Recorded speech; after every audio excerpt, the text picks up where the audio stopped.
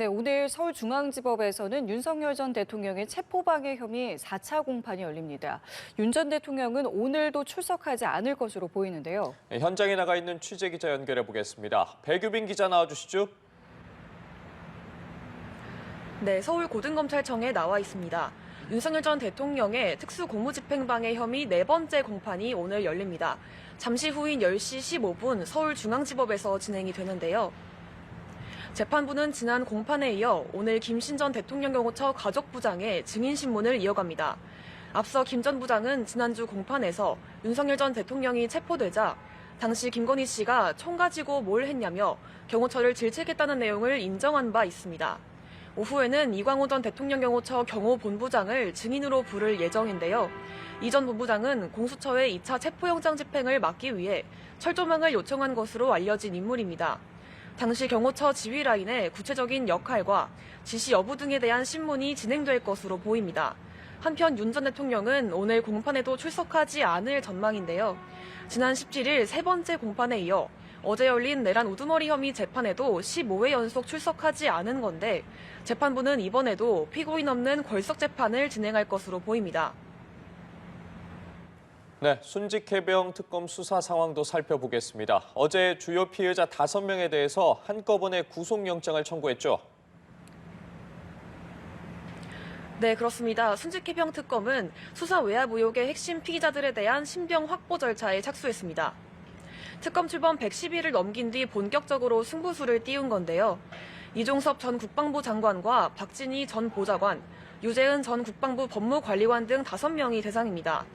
이들에 대한 구속 전 피의자 신문은 오는 23일 서울중앙지법에서 열릴 예정인데요.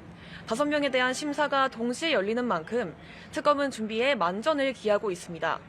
특검은 이 전 장관을 비롯한 다른 4명의 피의자들이 서로 공모해 외압 과정에 개입했다고 보고 있는데요.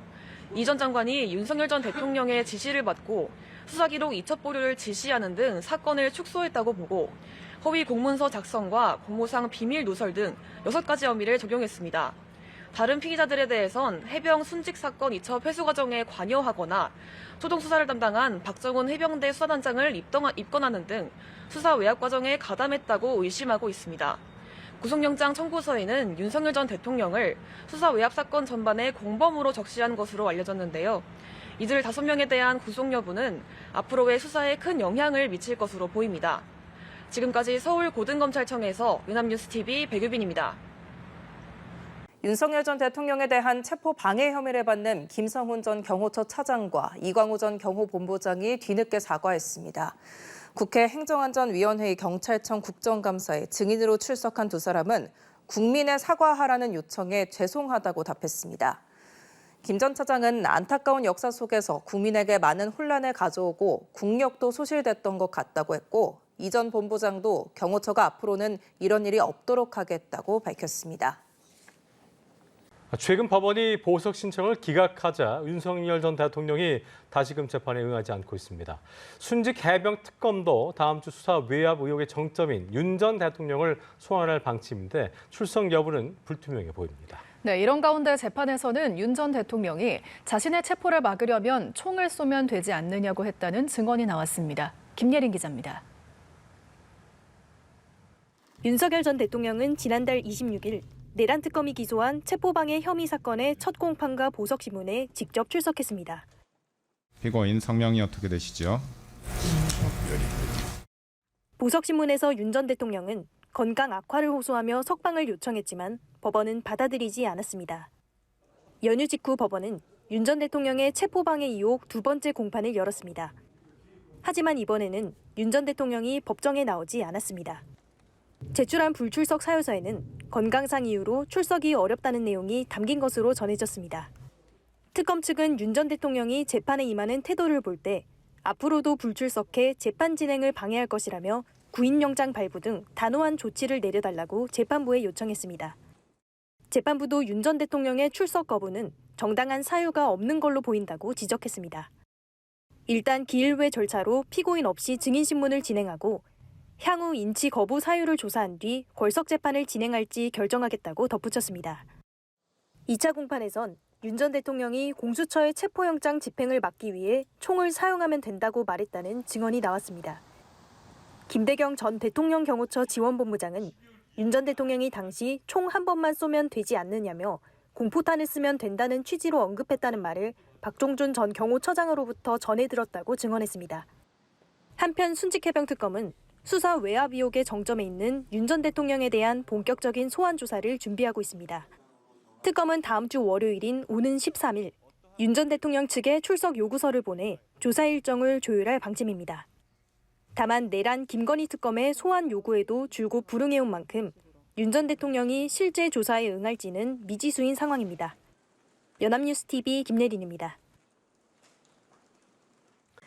재구속 이후에 특검 조사에 불응해온 윤석열 전 대통령이 내란 특검에 자진 출석했습니다. 특검이 강제 구인을 시도하려 하자 스스로 구치소를 나섰습니다. 외환 의혹의 정점을 조사한 특검은 이달 내 윤 전 대통령을 추가 기소할 전망입니다. 이동훈 기자가 보도합니다. 파란색 법무부 호송차가 서울고등검찰청에 들어섭니다. 지난 7월 재구속된 뒤 수사나 재판에 불응하며 자신의 보석 신문에만 나갔던 윤석열 전 대통령이 내란 특검에 자진 출석했습니다. 특검은 윤 전 대통령의 소환 불응에 체포영장을 발부받아 집행하려 했는데 교도관에게 집행 계획을 들은 윤 전 대통령이 재발로 구치소를 나선 겁니다. 윤 전 대통령 측은 교도관들에게 부담을 주지 않기 위해 세면도 하지 못하고 옷만 챙겨 입고 자진 출석했다고 밝혔습니다. 이번 조사는 윤 전 대통령이 계엄의 명분을 쌓고자 강행했다는 의혹을 받는 평양 무인기 작전 등 외환 혐의로 이뤄졌는데 관련 내용으로 특검이 윤 전 대통령을 조사한 건 이번이 처음입니다. 다만 윤 전 대통령은 지난 3월 소환 때 입장을 밝힌 바 있다며 진술을 거부했고 특검의 어떤 질문에도 답을 하지 않았습니다. 윤 전 대통령이 입을 닫아 유의미한 진술을 확보하긴 쉽지 않았지만 특검은 준비한 질문지를 최대한 소화한 것으로 전해졌습니다. 조사 이후에는 혐의를 종합해 이달 중 윤 전 대통령을 추가 기소할 방침입니다. 한편 특검은 계엄 전후 상황 전반에 관여한 혐의를 받는 조태용 전 국가정보원장도 피의자 신분으로 소환했습니다. 오늘 성실하게 조사를 잘 받겠습니다. 여러분들 감사합니다. 특검은 조 전 원장을 상대로 윤 전 대통령에게 계엄 계획을 듣고도 국회에 알리지 않은 직무유기 혐의 등을 집중 추궁한 것으로 알려졌는데 오는 17일 한 번 더 불러 조사한 뒤 구속영장 청구 여부를 검토할 방침입니다. 아울러 특검은 법원의 박성재 전 법무부 장관에 대한 구속영장 기각에 대해 납득할 수 없다고 반발하며 구속영장 재청구를 검토하겠다고 밝혔습니다. 특히 박 전 장관의 계엄 위법성 인식은 다툼의 여지가 없는 명백한 사실이라고 반박하기도 했습니다. 연합뉴스TV 이동훈입니다.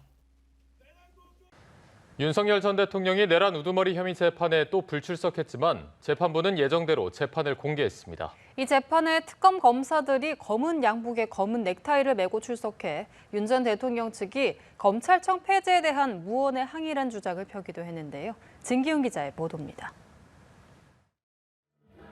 윤석열 전 대통령은 내란 우두머리 혐의 재판에 13차례 연속 불출석했습니다.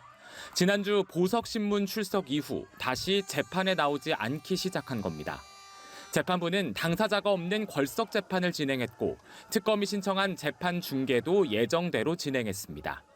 재판부는 사안의 중대성과 국민 알 권리를 고려해 중계를 허가했다며 증인의 초상권, 증인 진술 중계로 다른 증인들 증언이 오염될 염려 등을 고려해 증인 신문 전까지만 허용했다고 설명했습니다. 그러면서 윤 전 대통령에게 불출석으로 인한 불이익 감수를 재차 경고했습니다. 불출석 상태에 따라 재판을 진행하도록 하겠습니다. 다만 여러 번 고지드린 대로 이에 대한 불이익은 피고인이 부담하게 된다는 점을 다시 한번 강조드립니다. 재판이 중계되는 만큼 특검과 윤 전 대통령 측은 양보 없는 설전을 벌였습니다. 난데없는 검은 넥타이 공방이 벌어지기도 했는데 윤 전 대통령 측은 특검 수사가 부당하다는 주장을 펴며 특검 파견 검사들의 옷차림을 언급했습니다.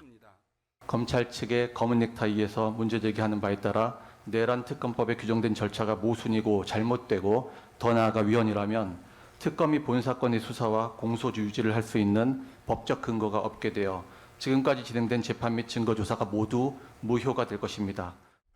특검 측은 윤 전 대통령 측의 주장이 논리적이지 않다며 재판을 거부하는 윤 전 대통령에게 구인영장을 발부해야 한다고 맞섰습니다. 뭐 넥타이가 어쩌고 저쩌고 하시면서 뭐 그게 뭐 이렇게 하는데 그런 류의 이야기는 과연 이 재판정에서 할 수 있는 이야기인지 어떤 논리적이지도 않고 법리적이지도 않은 그런 이야기를 할 수 있는 것인지. 한편 법원은 윤 전 대통령의 보석 신청을 기각했습니다. 윤 전 대통령은 보석 신문에 직접 출석해 건강 악화 등을 주장했지만 법원은 증거인멸의 우려가 있다며 받아들이지 않았습니다. 연합뉴스 TV 진기훈입니다.